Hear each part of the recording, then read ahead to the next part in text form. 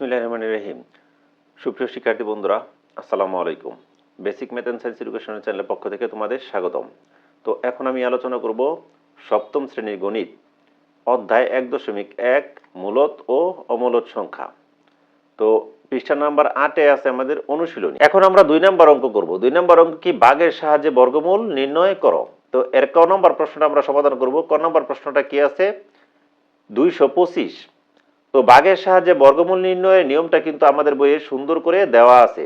আমাদের বইয়ে যে প্রথম উদাহরণটা আছে সেই উদাহরণে কিন্তু নিয়মটা দেওয়া আছে। তারপরও আমি তোমাদের বোঝার সুবিধার্থে এখানে নিয়মগুলা লিখে দিছি। তো এই নিয়মগুলা চাইলে তোমরা এখান থেকে পড়ে নিতে পারো। তো আমি কিন্তু এই নিয়ম অনুযায়ী নিয়মগুলো বলে বলে কাজ করব না, আমি তোমাদেরকে বুঝিয়ে বুঝিয়ে কাজটা করে শেষ করে দেব। তো আমাদের প্রথম নিয়ম হলো কি ভাগের সাহায্যে বর্গমূল নির্ণয়ের? প্রথমে সংখ্যাটির ডান দিক থেকে জোড়ায় জোড়ায় দাগ দিতে হবে। তো প্রথমে এক জোড়ার উপর দাগ দিলাম, পরে দেখো 2 সিঙ্গেল, এর উপরে আমরা দাগ দিলাম। এরপরে আমরা কি করব, ডান দিকে সংখ্যাটির একটি খাড়া দাগ দিব। দাগ দেওয়ার পর আমরা এই যে বাম দিকে যে উপরে দাগ দেওয়া যে জোড়া সংখ্যাটা পেলাম, এখানে সিঙ্গেল 2 আছে, এখানে এর মানটা আমরা ধরবো কত? 2। এখন আমরা এখানে চিন্তা করব 2 এর সমান বা 2 থেকে ছোট বর্গ সংখ্যা কি। তো আমরা এখানে দেখি যে 1 এর বর্গ সংখ্যা কিন্তু 1, 2 এর বর্গ সংখ্যা কিন্তু 4। এটা কিন্তু আমরা আমাদের বইয়ে ছকে দেখে আসছি এবং এর নিয়মটাও আমরা জেনে আসছি। তাহলে 1 এর বর্গ সংখ্যা 1 এবং এই 2 এর বর্গ সংখ্যা যে 4, এই 4 কিন্তু এই 2 থেকে বড়। এই বড় সংখ্যা কিন্তু এখানে আমরা বসাইতে পারবো না। 2 এর সমান বা 2 থেকে ছোট বর্গ সংখ্যা বসাইতে হবে। 2 থেকে ছোট বর্গ সংখ্যা কত? 1। তাহলে আমরা এখানে 1 বসালাম। তো 1 এর বর্গমূল কত? 1। এটা আমাদের বসাতে হবে এই খাড়া দাগের এইদিকে। পরে আমরা নিচে দাগ দিব।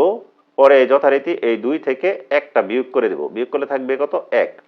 এখন আমরা এই বাম দিকে একটা টান দিব। টান দিয়ে এই যে এইখানে উত্তরের জায়গায় অর্থাৎ বর্গমূলের জায়গায় যে সংখ্যাটা পেলাম, একে মনে মনে আমরা 2 দ্বারা গুণ দিব। এখানে 1কে 2 দ্বারা গুণ দিয়ে এর মানটা আমরা এখানে লিখব। তো লেখার সময় একটু খেয়াল রাখতে হবে এখানে যেন ফাঁকা জায়গা থাকে অন্য একটি অঙ্ক লেখার মতো, এই দাগ এবং 2 এর মধ্যবর্তী জায়গায়। তো এখন আমরা কি করব? পরবর্তী কাজ, এই জোড়াটা কেটে নামাবো। কত? 25। তো এখন হলো কত? 125। তো এখন আমরা এই জায়গায় এমন একটা সংখ্যা বসাবো, ওই সংখ্যা দ্বারা গঠিত সংখ্যাটাকে আবার ওই সংখ্যা দ্বারা গুণ করতে হবে। অর্থাৎ এখানে যদি আমরা 0 বসাই তাহলে একে 0 দ্বারাই গুণ করতে হবে।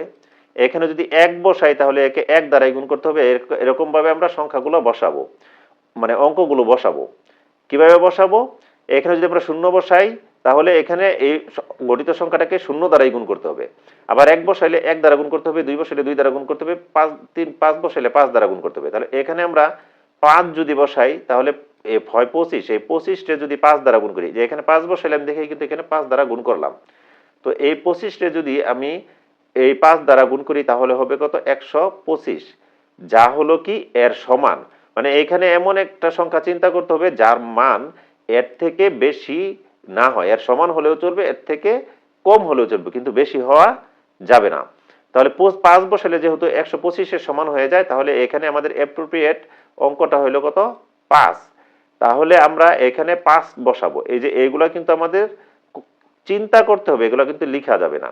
তাহলে যখন আমি এখানে 5 বসাইলাম তাহলে এই 5টা আমরা এই জায়গায় বসিয়ে দিব। আর মনে মনে এই 5 দ্বারাই এই 25কে গুণ করলে হবে কত? 125। এই 125 এখানে লিখব। লিখলে 125 থেকে 125 বিয়োগ করলে হয় 0। তাহলে আমাদের নির্ণেয় বর্গমূল হলো কত? এই 15। 15ই হলো কি নির্ণেয় বর্গমূল। তাহলে আমাদের উত্তর হবে কত? 15। তো আশা করি আমরা এই অংশটুকু বুঝতে পারছি। ঠিক খ নম্বরে আছে 961। তা আগের মতোই ডান দিক থেকে 2 অঙ্কের উপরে এবং পরবর্তীতে যেহেতু একটা অঙ্ক আছে এর উপরে দাগ দিব। পরে এই ডান পাশে একটা খাড়া দাগ দিব। এখন আমরা চিন্তা করব যে 9 এর সমান বা 9 এর থেকে ছোট বর্গ সংখ্যা কি। তাহলে 1 এর বর্গ সংখ্যা হলো 1, 2 এর বর্গ সংখ্যা হলো 4, 3 এর বর্গ সংখ্যা কিন্তু 9। তাহলে কিন্তু আমাদের এই 9 এর সাথে মিলে গেছে, তাই না? তাহলে আমরা এখানে বর্গ সংখ্যাটা নিব কত? 9। এই 9 9 এর নিচে লিখব। লেখার পর এই 9 এর বর্গমূল কত? 3 না? এই 3 লিখব আমরা এই জায়গায়। লেখার পর আমরা এখন এখানে যথারীতি বিয়োগ করব। বিয়োগ করলে হয় শূন্য শূন্য লেখার প্রয়োজন নাই। না থাকলে আমরা এই বাম দিকে একটা খাড়া টান দিব।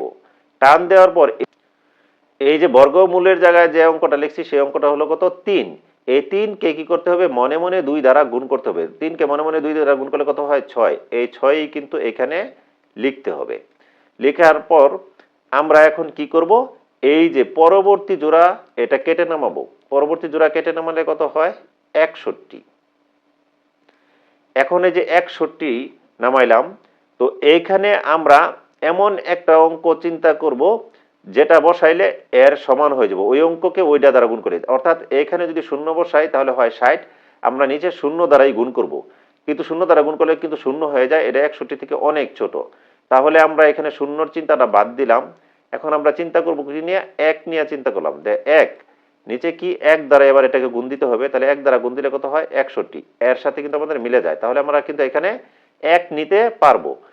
যখন আমরা এই জায়গাতে 1 নিব, এই জায়গাতে 1 নিব, এই একটাই কিন্তু আমাদের এটার এই 3-এর ডান পাশে বসিয়ে দিতে হবে। এখন আমরা এই 61কে যদি 1 দ্বারা গুণ করি তাহলে হবে কত 61। আমাদের কিন্তু অঙ্ক হয়ে গেল। 61 থেকে 61 বিয়োগ করলে 0। উত্তর কি হবে? উত্তর হবে এই যে বর্গমূলের জায়গায় যে আনসারটা সেটা হলো 31। এই 31ই হলো আমাদের উত্তর। তো আর গ নাম্বারে কি আছে 3969। এখানে আমাদের লিখতে হবে কত 3969। 3969। এখন যথারীতি আমরা কি ডান দিক থেকে 2 অঙ্কের উপরে দাগ দিব। এখানে যেহেতু 4টা অঙ্ক আছে তাহলে 2 অঙ্কের উপরে দাগ দিলাম। এরপর ডান দিকে খাড়া দাগ। এরপর এখানে কত আছে বাম দিকে জোড়া সংখ্যাটা 39। তো 39-এর কাছাকাছি বর্গ সংখ্যা কিন্তু 6 6 36। তাহলে এখানে লিখব 36 এবং এই 36-এর বর্গমূল কিন্তু হলো 6। এই 6 কিন্তু আমরা এখানে লিখব। লেখার পর এভাবে টান দিব, টান দিয়ে আমরা বিয়োগ করব। বিয়োগ করলে নাম হলো বিয়োগফল 3। এখন এই যে এখানে 6 আছে, এই 6কে আমরা কি জানি মনে মনে 2 দ্বারা গুণ করব। 2 দ্বারা গুণ করলে কত হয় 12। এদিকে টান দিয়ে আমরা এখানে লিখব 12। 12 লেখার পর আমরা কি করব, এই যে পরবর্তী জোড়া সংখ্যা যা আছে সেটাকে কেটে নামাবো। নামানোর পর হলো কত 369। এখন এখানে আমরা 0 বসাবো, 1 বসাবো, 2 বসাবো, 3 বসাবো। 3 বসাইলে কিন্তু আমাদের অঙ্কটা হয়ে যাবে। এখানে 3 বসাইলে এটাকে কি 123 হবে সংখ্যা, একে কিন্তু 3 দ্বারাই গুণ করতে হবে। আমরা জানি কি এখানে যে অঙ্কটা বসাবো সেই অঙ্ক দ্বারাই গুণ করতে হবে। তাহলে 3 দ্বারা গুণ করলে কত হয় 3 3-কে 9, 3 দুগুণে 6, 3 একে 3। এটা সমান কিন্তু হয়ে গেল। তাহলে কিন্তু আমরা 3 এখানে বসাতেই পারি। তো 3 এর বিয়োগ করলে কত হলো 0। এখন এই যে এখানে যে 3 বসালাম, এই 3টা কি করতে হবে এই জায়গায়ও বসিয়ে দিতে হবে। তাহলে আমাদের অঙ্ক হয়ে গেল। এটাই কিন্তু আমাদের নির্ণেয় বর্গমূল। তাহলে উত্তর কত হবে 63। এটাই হলো নির্ণেয় বর্গমূল। তো আশা করি বুঝতে পারছো। এবার আমরা সমাধান করব কি বড় গ নাম্বার। বড় গ নাম্বার অঙ্কটা কি আছে? বড় গ নাম্বার অঙ্ক আছে 10,404। এই অঙ্কটা কিন্তু আগে আমরা এক জায়গায় সমাধান করছি। তো এই সমাধানটা আমরা দেখে নিব। এবার আমরা 10,404 এর বর্গমূল নির্ণয় করব। তো একই রকম ভাবে ডান দিক থেকে 2 ঘর পর পর আমরা দাগ দিব। এখানে এক সিঙ্গেল থেকে এর উপর আমরা দাগ দিলাম। তো ডান দিকে একটা খাড়া দাগ দেব। দাগ দেওয়ার পর এই যে 1 আছে না বাম দিকে, এই 1-এর কাছাকাছি বা 1-এর সমান একটি বর্গ সংখ্যা আমরা চিন্তা করব। তাহলে 1-এর বর্গ সংখ্যা হলো 1। তাহলে 1-এর বর্গ সংখ্যা কিন্তু এই 1-এর সমান হয়ে যায়। তাহলে এখানে বর্গ সংখ্যা হলো 1 লিখলাম, আর এখানে 1-এর বর্গমূল 1 এটাও আমরা লিখে দিলাম। দেওয়ার পর এভাবে আমরা টান দেব। টান দেওয়ার পরে 1 থেকে 1 বিয়োগ করলে হবে, 0 লিখার প্রয়োজন নাই। তারপর আমরা কি করব, এই জোড়াটা কেটে নামাবো। কেটে নামালে কত হলো 0 4। এবার আমরা বাম পাশে একটা খাড়া দাগ দিব। দাগ দেওয়ার পরের কাজ হলো এই যে এইখানে ভাগফলের জায়গায় যে 1 আছে, এক আছে, এই 1-কে আমরা কি করব 2 দ্বারা গুণ দিব। গুণ দিলে কত হবে 2। এই 2 আমরা এই জায়গায় নামাবো, যেন এই খাড়া দাগ এবং এর মধ্যবর্তী জায়গায় একটু ফাঁকা জায়গা থেকে অন্য একটি অঙ্ক লিখার মতো।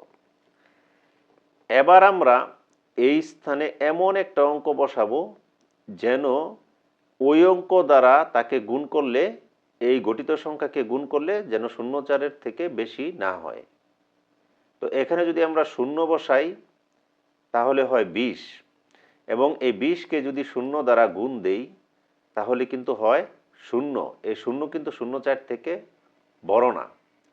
কিন্তু এখানে যদি আমরা 0 না বসিয়ে আমরা যদি 1 বসাতাম তাহলে কত হতো? 21। মানে এই 21কে কিন্তু এই 1 দ্বারা গুণ দিতে হতো। তাহলে 21কে 1 দ্বারা গুণ দিলে কত হয়? 21। এই 21 কিন্তু 0,4 থেকে বড় হয়ে যায়। তাহলে এই জায়গায় কিন্তু 1 বসানো যাবে না। তাহলে বসাতে হবে কত? 0। তাহলে আমরা এগুলা বাদ দিয়ে এখানে বসাবো কত? 0। তো এই যে আমি এখানে যে কাজগুলা করলাম এই কাজগুলা কিন্তু মনে মনে করতে হবে, তাই ঠিক আছে? এই 0টা এখন আমরা এই জায়গায় বসিয়ে দেব। এবার এই 0 দ্বারা 20টা গুণ করলে হয় 0, এই 0 আমরা এখানে ডাবল 0 বসাই দিলাম।